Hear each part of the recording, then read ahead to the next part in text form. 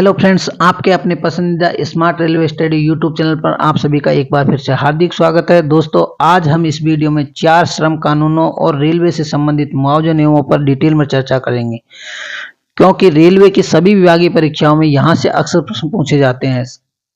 दोस्तों, सबसे पहले हम वर्कमैन कंपनसेशन एक्ट 1923, उसके बाद the payment of wages act 1936, उसके बाद मिनिमम वेजेज एक्ट 1948 और उसके बाद लास्ट में हम the railway accident and untowards incident compensation amendment rule 2016 के बारे में चर्चा करेंगे। दोस्तों, कदम वही बढ़ाते हैं जो हौसला रखते हैं और मुश्किलें भी हार मान जाती है उनसे जो संघर्ष में विश्वास रखते हैं। दोस्तों, इस वीडियो को लेटेस्ट विभागीय परीक्षाओं के आधार पर तैयार किया गया ताकि आप इन टॉपिक से परीक्षा में आने वाले सभी सवालों का जवाब आसानी से दे सके। तो वीडियो को अंत तक जरूर देखें और अपने दोस्तों के साथ लाइक और शेयर करना न भूलें। अगर आप हमारे चैनल पर नए हैं तो चैनल को सब्सक्राइब करना भी न भूलें, क्योंकि आपका समर्थन ही हमारी प्रेरणा है। तो चलिए बिना किसी देरी के इसी जोश और उत्साह के साथ वीडियो की शुरुआत करते हैं और मिलते हैं पहले प्रश्न के साथ। दोस्तों, पहले प्रश्न में पूछा गया है कि निम्नलिखित में से कौन सा अधिनियम कुछ वर्गों के नियोक्ताओं या नियोक्ता का मतलब होता है यहाँ के मालिक के द्वारा अपने कर्मचारियों को दुर्घटना से चोट लगने पर मुआवजे के भुगतान का प्रावधान करता है। तो इसका सही आंसर है option B, workman compensation act 1923। Workman compensation act 1923। तो दोस्तों, आगे बढ़ने से पहले हम थोड़ी सी इसके बारे में जानकारी लेते हैं। दोस्तों, द एम्प्लॉय कंपनसेशन एक्ट 1923 है, उसमें जो अमेंडमेंट हुआ है 2017 में ये अमेंडमेंट हुआ है। दोस्तों, ये एक्ट है, ये पूरी इंडिया पर लागू होता है। दोस्तों, ये जो एक्ट है 1 जुलाई 1924 को फोर्स में आया था, मतलब उस दिन से इसकी शुरुआत हुई थी। दोस्तों, जो ये एक्ट है कहाँ कहाँ पर ये लागू नहीं होता है, तो जो ये एक्ट जो रेलवे सर्वेंट हैं, जो क्लर्कल स्टाफ में हेडक्वार्टर ऑफिस, डिविजनल ऑफिस में काम करते हैं, उस पर ये लागू नहीं होता है। और जो पर्सन वर्कशॉप में फैक्ट्री एक्ट के अंतर्गत आते हैं उस पर ये लागू नहीं होता है। और जो कर्मचारी मतलब जो अप्रेंटिस है उस पर भी ये लागू नहीं होता है। और जो person employed in the armed force, जो आर्मी में जो सर्विस करते हैं उस पर भी दोस्तों ये लागू नहीं होता है। The worker who is not connected with the trade off business of the employer, जो इसके जो बिजनेस है, जो एम्प्लॉयर का मतलब जहाँ जो मालिक है उसके से कोई उसका कोई संबंध नहीं है, उस पर भी ये लागू नहीं होता है। तो आगे देखते हैं। दोस्तों, इसमें डिपेंडेंट है, उसको इसकी परिभाषा में इसलिए जान लेते हैं क्योंकि जो भी मुआवजा की राशि है वो डिपेंडेंट को ही मिलती है।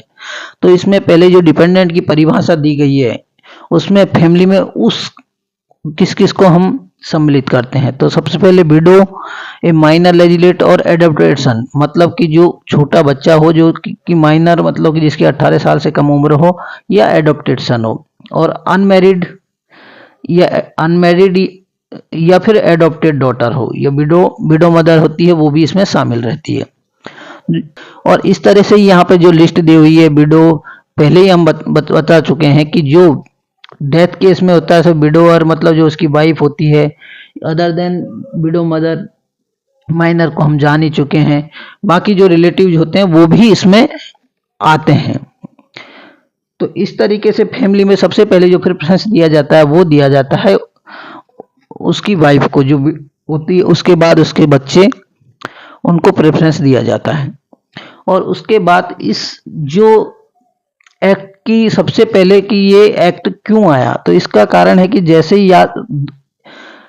जैसे ही कुछ होता है तो या तो आदमी डिसेबलमेंट होता है या फिर डेथ होती है। तो उस जो डिसेबलमेंट होता है उसकी बहुत सारी वो है कैटेगरीज। तो इसमें सबसे पहले अगर कोई एक्सीडेंट होता है तो उसमें 2 सिचुएशन बनती है, या तो आदमी की डेथ होती है या फिर डिसेबलमेंट होता है, मतलब कि अपंग हो जाता है, उस तरीके किसी उसका अंग भंग हो जाता है। तो ये 2 तरीके का नेचर, या तो टेम्परेरी हो तो जिससे कि कुछ हमारे लगा हो और कुछ समय के बाद वो सही हो जाए, या परमानेंट नेचर मतलब कि वो अंग दोबारा अपना काम करना बंद कर देता है। जो परमानेंट नेचर का होता है वो टोटल मतलब ये कंप्लीटली हो गया है या पार्शियल हो गया है, मतलब जैसे हाथ में कुछ हुआ, अगर हाथ आपका पूरी तरह अगर कट गया है तो वो परमानेंट नेचर में आ जाएगा, या फिर अगर पार्शियल मतलब कि आपका हाथ आधा काम करना बंद कर दे। तो ये डिसेबलमेंट है, ये इस तरीके से यहाँ पर इसको हमने क्लासिफाई किया है। आगे थोड़ा सा और देखते हैं कि एम्प्लॉयर्स लायबिलिटी फॉर कंपनसेशन की मतलब क्या, किस आधार पर एलिजिबिलिटी क्या है। अगर किसी पर्सन को इंजरी हुई है और अगर if the person injury is cause to employ by accident arising out और in course of is employed, मतलब कि यह जो इंजरी होनी है वो वर्कर के काम करते टाइम होगी, तभी इस एक्ट के अंतर्गत वो आएगा। पहली सिचुएशन में हम देखते हैं कि अगर कोई ऐसी डिसीज हो जाए काम करते टाइम, लेकिन वो केवल अकेले आदमी के होने से उसमें उसे कंसिडर नहीं किया जाएगा, क्योंकि इसको कंसिडर करने के लिए एक या एक से ज्यादा एम्प्लॉय, बहुत ज्यादा एक से ज्यादा एम्प्लॉय मतलब हो, उसी केस में कंटिन्यूअस पीरियड में अगर वो एम्प्लॉय काम कर रहा हो उसमें, तभी उसको काउंट करते हैं। और अगली सिचुएशन है कि अगर कोई डिसीज ऐसी हो जिसके कारण the disease has been arising out and in the course of employment the contracting of the such disease shall be deemed to an injury by accident। Accident के कारण भी कोई इंजरी अगर हमारे होती है तो उस केस में भी हम कंपनसेशन के हकदार होते हैं। हाँ, तो दोस्तों जो टाइम लिमिट होती है disposal of cases related to compensation, इसके टाइम लिमिट होती है कमिश्नर को, तो 3 महीने के अंतर्गत इसका निपटान करना रहता है। अगली जो थर्ड पॉइंट है, इसमें यह दिया गया है कि किस किस केस में उसको मुआवजा का हकदार नहीं होता है। यहां से बहुत सारे प्रश्न पूछे जाते हैं, आपको 3 ऑप्शन दे दिए जाएंगे और पूछा जाएगा कि इसमें से किस केस में हकदार है। 3 में हकदार नहीं होगा, 1 में होगा, तो इस तरीके से 4 ऑप्शन आपको देकर कोई भी प्रश्न पूछा जा सकता है। तो पहले केस में कि अगर आपको कोई इंजरी हुई है और उस केस में in respect of any injury which does not result in the total or partial disablement of the workman for the period of 3 days, अगर 3 दिन से ज्यादा की इंजरी अगर नहीं हुई है तो आप इसके लिए कंपनसेशन के हकदार नहीं हैं। ऑप्शन बी, जो पॉइंट बी है, उसमें बताया गया in respect of any injury not resulting in death और permanent total disablement caused by the accident. तो क्या क्या सिचुएशन नीचे होती है कि पहला केस बनता है उसमें कि आपने दारू नहीं पी रखी हो, दारू या फिर ड्रिंक या ड्रग्स, कोई भी ऐसा ड्रिंक्स जिससे नशा हो वो आपने नहीं किया हुआ हो। जो दूसरा पॉइंट है कि अगर आपको कोई भी आप जो ऑर्डर दिया गया है लेकिन आपने उसका जानबूझकर उल्लंघन किया है, या फिर कोई भी ऐसा रूल जो बनाया गया है उसका आपने जबरदस्ती जानबूझकर पर्पजफुली आपने उसको तोड़ा है, तो भी उस केस में भी आपको कोई भी कंपनसेशन नहीं दिया जाएगा।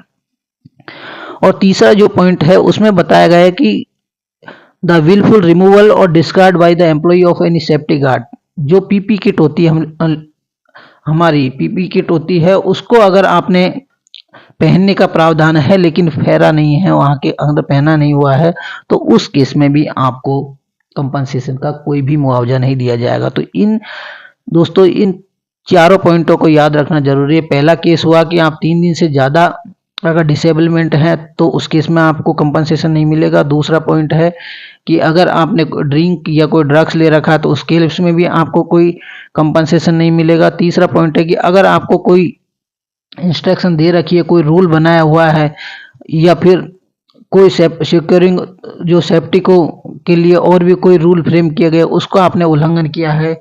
और चौथा, अगर आपकी जानबूझकर आप सेफ्टी गार्ड जो अदर डिवाइस पीपीई किट होती है उसको पहनना आपका अनिवार्य, लेकिन आपने उसको पर्पजफुली अगर यूज नहीं किया तो उस केस में आपको कंपनसेशन नहीं मिलेगा।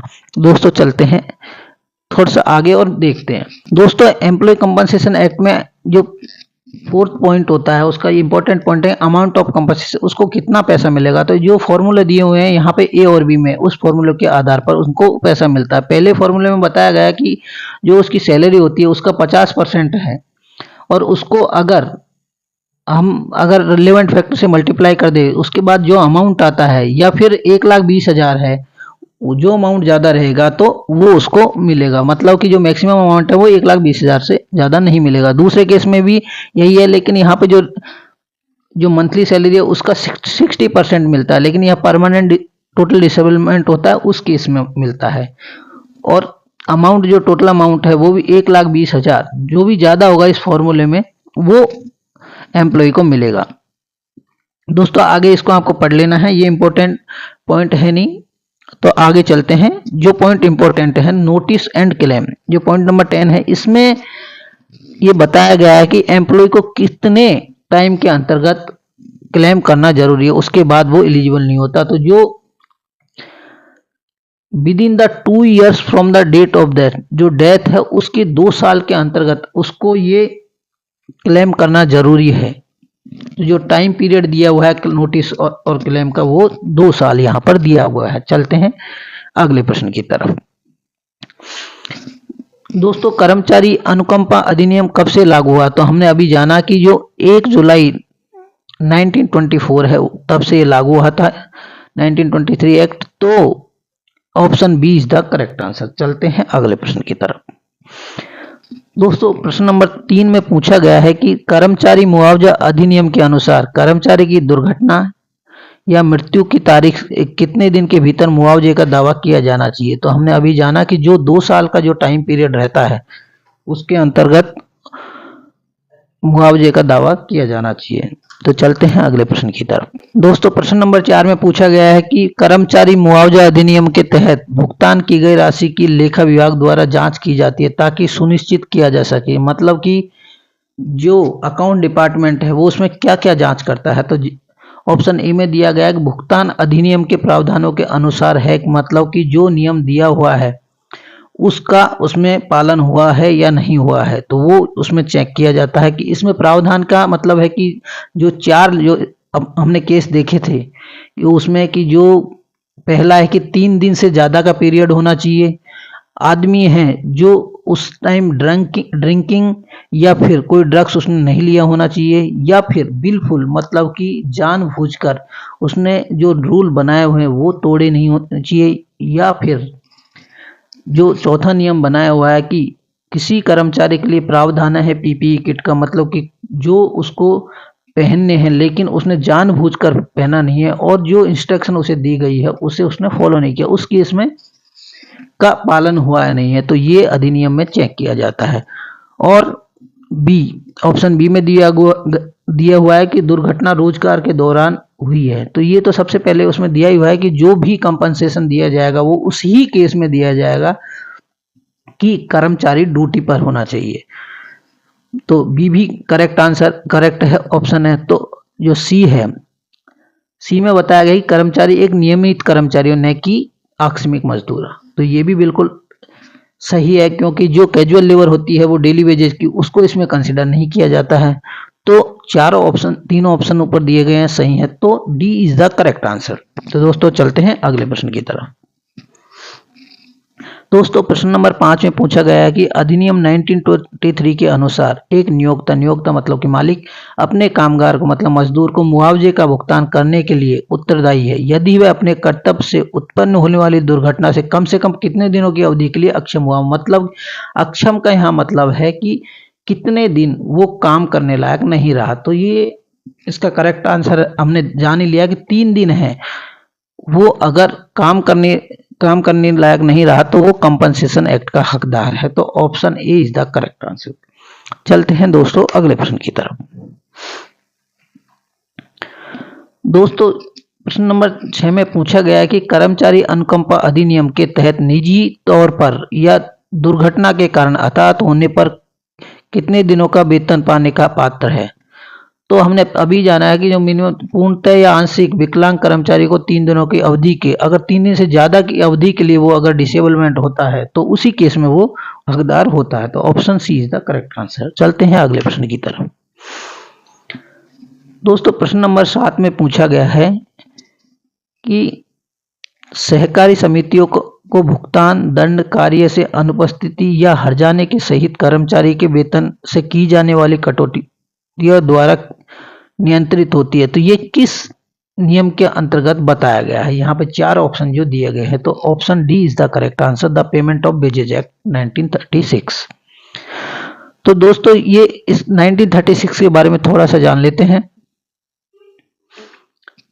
जो the payment of wages act 1936, ये एक्ट है जो कि 21 मार्च 1937 में ये इफेक्टिव हुआ था। तो जो इसका कमेंसमेंट पीरियड माना जाएगा वो 21 मार्च 1937 से ही माना जाएगा। इसका ऑब्जेक्टिव क्या है, इसको क्यों लाया गया? तो एक तो जो बेज है पेमेंट का, जो पेमेंट किया जाता है उसकी रेस्पॉन्सिबिलिटी फिक्स करने के लिए कर्मचारी मजदूर को टाइम पे उसका पेमेंट मिल सके, और जो प्रॉपर जो अमाउंट है वो मिल सके, और जो उनकी सैलरी से, मजदूर की सैलरी से अनऑथराइज जो डिडक्शन किया जा सके वो रोका जा सके। और इसमें जो रेस्पॉन्सिबिलिटी होती है किसकी होती है? तो इस केस में जो रेस्पॉन्सिबिलिटी होती है वो होती है payment of wages to the, according to payment of wages act 1936, employer मतलब जो मालिक है वो इसके लिए जिम्मेदार है। लेकिन जो हमारा फैक्ट्री एक्ट है 1948, उसमें फैक्ट्री मैनेजर इसके लिए रेस्पॉन्सिबल है, और इन रेलवे में जो रेलवे एडमिनिस्ट्रेशन है वो इसके लिए रेस्पॉन्सिबल है। तो यहाँ पर रेस्पॉन्सिबिलिटी तीनों की एक साथ बता दी गई है कि जो फैक्ट्री एक्ट है उसमें फैक्ट्री मैनेजर, रेलवे में रेलवे एडमिनिस्ट्रेशन, और इस एक्ट के अकॉर्डिंग जो एम्प्लॉयर रहता है, जो मालिक रहता है, वो रेस्पॉन्सिबल इसके लिए रहता है। आगे देखते हैं दोस्तों, जो फिक्सेशन ऑफ वेजेज पीरियड, ये जनरली जो 1 महीने का वो रहता है, 1 महीने generally wages period should not be more than 1 month in any condition. जो फिक्सेशन रहता है वो 1 महीने से ज्यादा नहीं होना चाहिए। तो जो time of wages, payment of wages, जो टाइम पीरियड रहता है, अगर किसी जगह पर अगर मजदूरों की संख्या 1000 से कम है, ये इस पॉइंट को जानना जरूरी है क्योंकि यहाँ से प्रश्न बन जाते हैं। If the number of worker are less than 1000, मतलब कि 1000 से कम अगर कर्मचारी है तो उनका payment before the 7th day of last payment date, जो लास्ट पेमेंट डेट है उसके 7वें दिन से पहले मिल जानी चाहिए। और जो अगला पॉइंट है, if the number of worker are more than 1000 then the time of payment of wages should be before 10th day of the last payment date. तो ये 2 केस बन सकते हैं कि अगर 1000 से कम कर्मचारी है तो 7 जो लास्ट डेट होती है उससे 7वें दिन के अंदर का उनको पेमेंट मिल जाना चाहिए, और अगर 1000 से ज्यादा है तो 10 दिन के अंदर उसको मिल जाना चाहिए। तो दोस्तों, ये परमिशन टोटल डिडक्शन की, इसमें कितना डिडक्शन किया जा सकता है? तो अकॉर्डिंग ये जो अधिनियम है the payment of wages act 1936, इसके अंतर्गत 75% wages may be deducted in case of cooperative society, और कोऑपरेटिव सोसाइटी उस केस में 75%, और अदर देन उसमें 50% वेजेज के, उससे ज्यादा हम डिडक्शन नहीं कर सकते। दोस्तों, प्रश्न नंबर 8 में पूछा गया है कि सहकारी समितियों को भुगतान दंड, कार्य से अनुपस्थिति या हर्जाने सहित कर्मचारी के वेतन से की जाने वाली कटौती द्वारा नियंत्रित होती है। तो ये जो the payment of wages act 1936 है, इसमें हमने जाना कि इसमें ये कटौतियां होती है। तो option D is the correct answer. अगले प्रश्न में देखते हैं। प्रश्न नंबर 9 में पूछा गया है कि वेतन भुगतान अधिनियम 1936 के अनुसार 1000 से कम श्रमिकों वाली इकाई में मजदूरी का भुगतान वेतन की अवधि अंतिम दिन के खाली जगह दिया गया है इसमें दिनों के भीतर, और बड़ी इकाइयों में दिन देकर खाली जगह तक मजदूरी का भुगतान किया जाना चाहिए। मतलब इसमें 2 चीजें एक साथ पूछी गई है कि अगर 1000 से कम कर्मचारी हो तो कितने दिनों के अंदर, और 1000 से ज्यादा कर्मचारी हो तो कितने दिनों के अंदर। तो हमने देखा कि जहां भी 1000 से कम कर्मचारी है उसका भुगतान 7 दिन के भीतर, और 1000 से ज्यादा होने पर 10 दिन के भीतर। तो option A is the correct answer. चलते हैं अगले प्रश्न की तरफ। दोस्तों, प्रश्न नंबर 10, इसमें पूछा गया कि वेतन और भत्तों का भुगतान बिना कटौती के नियमित करने वाला अधिनियम का नाम बताइए। तो इसमें जो ऑप्शन ए है वो करेक्ट आंसर है, वेतन भुगतान अधिनियम 1936, क्योंकि यही ये प्रावधान करता है कि कर्मचारी को समय पे और सही भुगतान मिल सके। चलते हैं दोस्तों अगले प्रश्न की तरफ। दोस्तों, प्रश्न नंबर 12 में पूछा गया है कि वेतन भुगतान अधिनियम के अंतर्गत अधिकतम कितनी कटौती की जा सकती है। अनुमानतः है, मतलब कितनी कटौती की जा सकती है। तो हमने इसमें जाना कि जो सहकारी सोसाइटी है उसमें हम 75% तक वो कर सकते हैं, लेकिन अदर देन सहकारी समितियों में 50% से ज़्यादा नहीं कर सकते। तो आपको ने जो लोन या आप लेते होंगे 50% से ज़्यादा आपको नहीं मिलता, लेकिन सोसाइटी के पास जाओ तो 75% तक वो दे सकते हैं। तो ये एक्चुअली इससे रिलेटेड नहीं है, मैं आपको बता रहा हूँ कि ये इसमें ऐसा हमारे यहाँ पे प्रावधान किया होगा कि आप अपनी सैलरी से 50% से ज़्यादा वो लोन आपको देता नहीं है कोई भी बैंक। तो इसी तरह से इनके भी यहाँ जो मजदूर अधिनियम है उसमें भी किया गया है कि आप सहकारी सोसाइटी है वो 75% और अन्य जो 50%, इसको इस तरह से याद रख सकते हैं। अगले प्रश्न की तरफ चलते हैं। दोस्तों प्रश्न नंबर 13 में पूछा गया है कि असंगठित मजदूरों के अधिकारों की रक्षा के लिए कौन सा कानून है। तो जो न्यूनतम अधिनियम 1948 है या फिर द मिनिमम वेज एक्ट 1948 है, वो न्यूनतम मजदूरी अधिनियम 1948 ये इसका करेक्ट आंसर है। ए इज द करेक्ट आंसर। न्यूनतम मजदूरी अधिनियम 1948 ये मजदूरी है, न्यूनतम के बाद में आएगा, तो ए इज द करेक्ट आंसर। चलते हैं अगले प्रश्न की तरफ। दोस्तों ये 11वां प्रश्न है, ये railway accident and untowards incident compensation amendment rule 2016 इस रेल दुर्घटना और अनपेक्षित घटना संशोधन नियम 2016 के आधार पर पूछा गया। तो इसमें ये पूछा गया है कि जो रेल दुर्घटना और अनपेक्षित घटना संशोधन नियम के अनुसार पूरी तरह से बहरापन के संबंध में कितनी राशि उसको मुआवजे में दी जाएगी। तो ये राशि जो दी जाएगी उसको 8 लाख की जो राशि दी जाएगी। तो option B is the correct answer. थोड़ा से हम मुआवजे कितने कितने कहाँ मिलते हैं वो देख लेते हैं। दोस्तों प्रश्न इसमें जो ये अधिनियम है इसका जो ये जनवरी 2017 से 1 जनवरी 2017 से फोर्स में आया था, तो शुरू हुआ था। और इसके अंतर्गत ये थोड़े से जो अमेंडमेंट हुए हैं उसके अंतर्गत जो पहले 4 लाख की जो राशि मिलने वाली थी उसे 8 लाख कर दिया गया है। 90 जो rule in railway accident and untoward incident rule 1990 इसके अंतर्गत जो राशियां थी उसमें कुछ बदलाव हुआ। जो 4 लाख की राशि थी उसे 8 लाख कर दिया गया है। और इसी तरीके से दोस्तों देखते हैं आगे। इसमें जो मेन चीज हमको देखनी है वो यहाँ पे पार्ट 1 में दिया होगा। अगर किसी कर्मचारी की डेथ हो जाती है तो उस केस में 8 लाख का कंपनसेशन देने का यहाँ पे प्रावधान दिया गया है। और वहां पे अगर किसी कर्मचारी का पार्ट 2 में दिया हुआ है कि किसी के दोनों हाथ लॉस हो गए तो उस केस में भी 8 लाख का प्रावधान है। और अगर किसी का ये यहाँ पे दिया for double amputation through legs और थाई और एम्पुटेशन थ्रू लेग और या थाई और one side and loss of the other foot, अगर ये कंडीशन होती है तो उस केस में भी 8 लाख का प्रावधान है। For the loss of sight to extend to the render the claimant unable to perform any work for eyesight, अगर उसकी आंखें अगर उसमें चली जाती है तो उस केस में भी 8 लाख का प्रावधान है। और अगर for very severe facial disfigurement, मतलब अगर चेहरे पर बहुत ही ज़्यादा अगर घाव आ जाए तो उस केस में भी 8 लाख का प्रावधान है। और यहाँ पर जो हमने अभी प्रश्न देखा फॉर एब्सोल्यूट डेफनेस, मतलब कि अगर पूरी तरह से बहरापन आ जाए तो उस केस में भी 8 लाख का प्रावधान है। आगे भी ये राशियाँ दी गई हैं, लेकिन जो पूछे जाने वाले प्रश्न है वो वहीं पर, ये पार्ट 3 वाला उस केस में बस पूछा जा सकता है।